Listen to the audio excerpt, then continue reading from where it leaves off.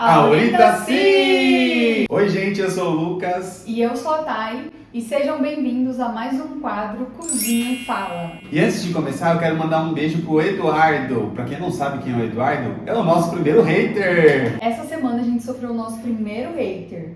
Lá no Instagram, @auritaci. Se você quiser saber o que aconteceu, segue a gente lá. E como vocês sabem, o Cozinha e Fala, a gente traz viagens que a gente já fez, histórias que a gente já viveu. E hoje não é diferente, só que hoje a história é da Thay. Hoje eu vou contar pra vocês aqueles perrengues que eu passei lá na minha viagem do Peru. E olha, teve muito perrengue, gente. Então bora lá cozinhar enquanto a gente conta. E hoje eu vou fazer uma coisa diferente, que eu não estou acostumada a fazer aqui nas minhas marmitinhas, que é um milho cozido. Apesar de eu amar milho, eu nunca pensei em colocar na marmita, mas como hoje eu tô com poucos legumes, vamos tentar essa receita nova. E eu tô aqui cortando minha cebolinha porque mais uma vez eu vou fazer aquele frango que a gente já falou no outro vídeo, que é um frango com iogurte e limão. É bem gostoso. Mas então, gente, o Peru foi um acontecimento na minha história de vida.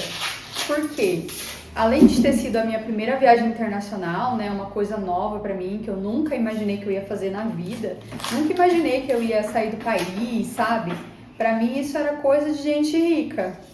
E eu, com meus 24 anos, não era de longe rica, né? Não era rica.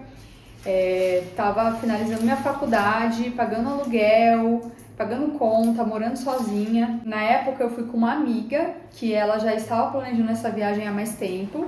E ela me convidou assim em cima da hora. Então ela organizou tudo, ela organizou o roteiro, ela organizou os gastos, tava tudo pronto, era só arrumar minha mala e ir, né? Fui sem nenhuma experiência com viagens internacionais, não falava espanhol, nem eu e nem ela também. E a gente foi com a cara e com a coragem. Teve muito perrengue nessa viagem, muito mesmo. Desde golpes que a gente sofreu golpe com chip de celular, com passagem de ônibus, entre outras coisas também, como por exemplo, a gente chegou a perder o nosso voo de volta, deu maior BO por conta disso. Mas o perrengue que eu quero contar pra vocês é um bem específico que a gente vivenciou lá no Machu Picchu. Pra quem não sabe, o Machu Picchu, ele fica numa cidadezinha, não sei se é uma cidade ou um distrito ou uma província, que chama Águas Calientes. E foi lá que tudo começou. Peraí que eu tô aqui me recuperando porque cortar cebola não é fácil. E eu fiz uma sujeira aqui com esse negócio de milho no chão. Não sei se alguém aqui já foi pro Peru, pro Machu Picchu, mas eu vou explicar mais ou menos como funciona. Existem algumas maneiras de você chegar até essa cidade Águas Calientes. E a mais comum é você ir de trem, porque é o meio mais rápido, mais seguro, é o meio mais caro também, né?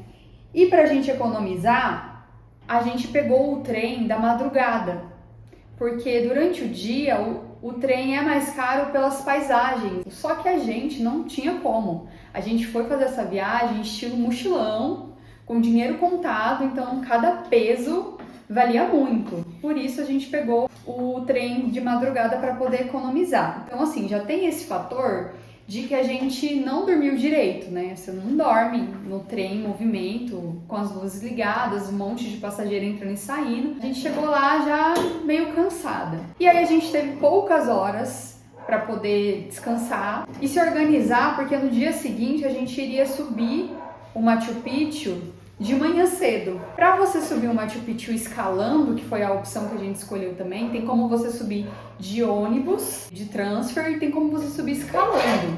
E a gente foi no modo econômico, é óbvio. Então, assim, para você fazer essa suposta trilha, você acorda 3 horas da manhã, porque 4 horas você tem que estar no pico da montanha. No pico não, né?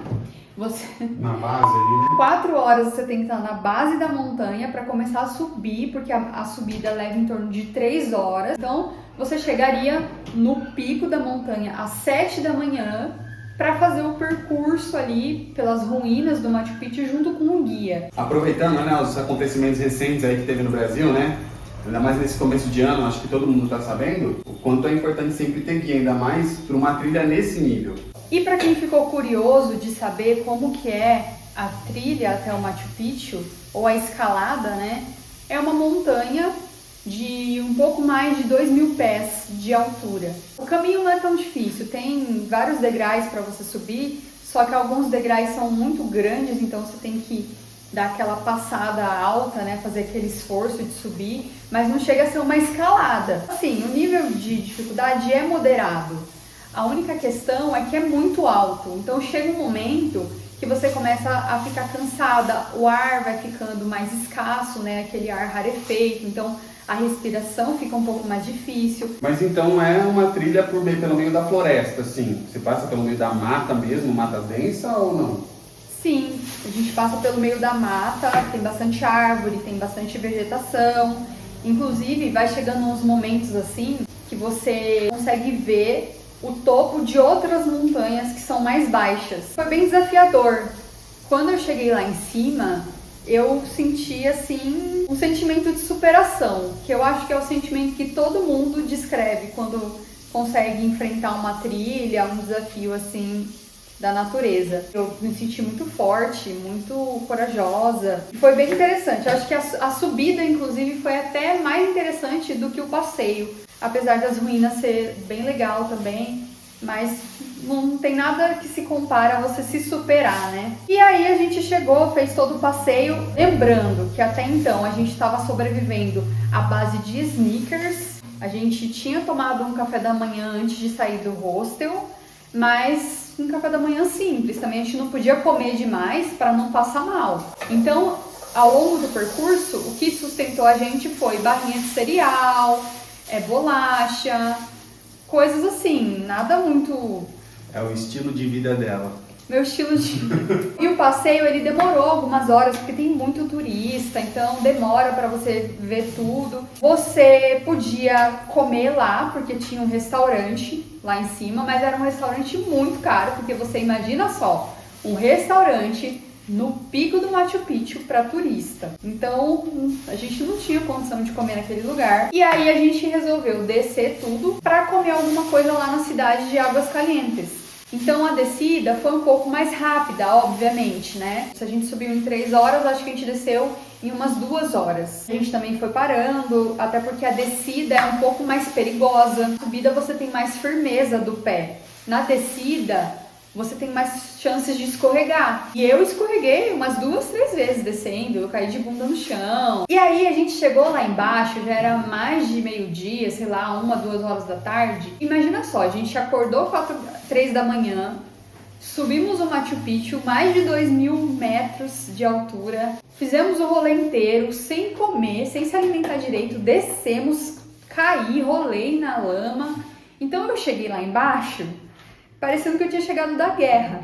Eu cheguei totalmente suja, fedida, suada, varada de fome, querendo comer o que tivesse na minha frente e cansada pra caramba. Daí a primeira coisa que a gente fez foi almoçar. A gente sentou no primeiro restaurante aberto que a gente viu. E depois que a gente conseguiu se alimentar, a gente pensou assim, e agora? O que nós vamos fazer? Porque o nosso trem de volta para a cidade de Machu Picchu era só de madrugada de novo. E aí a gente estava lá rondando pela cidade sem saber o que fazer, cansadas, sujas, até que a gente avistou uma moça no meio da rua, supostamente peruana, eu acredito, gritando, ofertando para os transeuntes, os turistas, quarto de hotel com água caliente. E eu acho que ela sabia que isso ia pegar os turistas porque estava numa época de frio.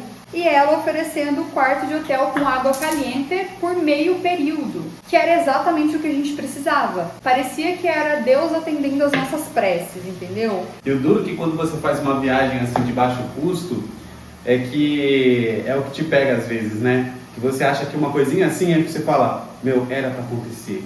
Nossa, isso foi um achado do universo. Foi realmente, é isso como ela falou, é Deus mostrando pra mim alguma coisa. Foi assim que aconteceu com você e o francês? Eu acho que foi. Bom, essa oferta brilhou os nossos olhos e nós fomos atrás da moça, ela levou a gente até o lugar, que não era bem um hotel, né, gente? Era um hostel, num estilo meio pensão. E ela ofereceu pra gente um quarto por meio valor, era um preço que a gente conseguia pagar, apesar de que assim, não tinha dinheiro sobrando, e ia fazer falta no orçamento, mas a gente precisava muito tomar um banho pelo menos, e a gente imaginou que o restante do horário a gente poderia até tirar um cochilo antes de ir embora. Daí a gente pegou o quarto, fomos nos ajeitar, e aí eu deixei a minha amiga tomar banho primeiro que eu, porque eu pensei assim, cara, eu vou demorar muito nesse banho, eu me conheço, eu vou querer lavar o meu cabelo, vai demorar, então eu vou deixar ela aí porque ela é mais rápida e depois eu demoro o tempo que eu quiser. Só que aí, meus amigos, que começou o desafio. Quando a minha amiga entrou debaixo do chuveiro, passou uns 2 ou 3 minutos, o chuveiro desligou. Então ela estava tomando banho na água caliente e o chuveiro desligou e começou a cair água gelada. E tava frio, lembrem-se disso. Então eu decidi chamar a atendente lá, a recepcionista do lugar. Aí ela veio, mexeu no chuveiro, deu uma de desentendida, falou que não sabia o que estava acontecendo, mas que iria resolver. Ela saiu do quarto, foi lá fora, depois de alguns minutos ela voltou e a água estava funcionando. Ela ligou o chuveiro, a água estava quente, estava tudo certo. Beleza, ela foi embora. E a minha amiga foi terminar de tomar o banho dela. E aí o que eu pensei? Já que tem esse problema com o chuveiro, eu já vou tirar minha roupa, vou ficar só de toalha, porque assim que a minha amiga sair, eu já entro e tento tomar o meu banho mais rápido. Porque vai que acaba a água quente de novo, né? Só que aí demorou 1 minuto e meio e a água caiu de novo.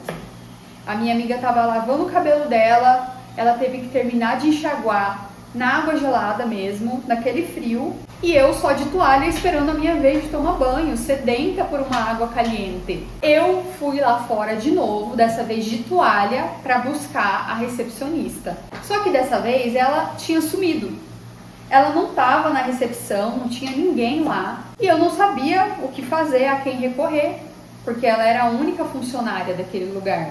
Tinha um homem na recepção, sentado esperando, e aí ele me contou que ele viu a recepcionista saindo lá fora para chamar os turistas da rua. E aí aquilo me deixou muito revoltada, porque eu pensei assim, essa filha de uma tá lá fora fazendo propaganda enganosa dessa água caliente, sendo que não tem água caliente coisa nenhuma. E aquilo já me subiu o sangue, porque eu não odeio me sentir enganada. Pois eu desci lá embaixo de toalha e eu falei, eu vou buscar essa mulher na rua. E eu estava determinada a fazer um barraco nas ruas do Peru de toalha. E aí, antes de eu conseguir chegar no portão, essa mulher apareceu, que eu acho que ela já estava entendendo qual que era a nossa, né? Ela voltou e falou assim pra mim, eu vou te levar num quarto onde tem água quente. E aí, ela subiu todos os andares. Eu achei já que essa mulher estava me levando pro abate. Porque ela me levou no último andar, no último quarto.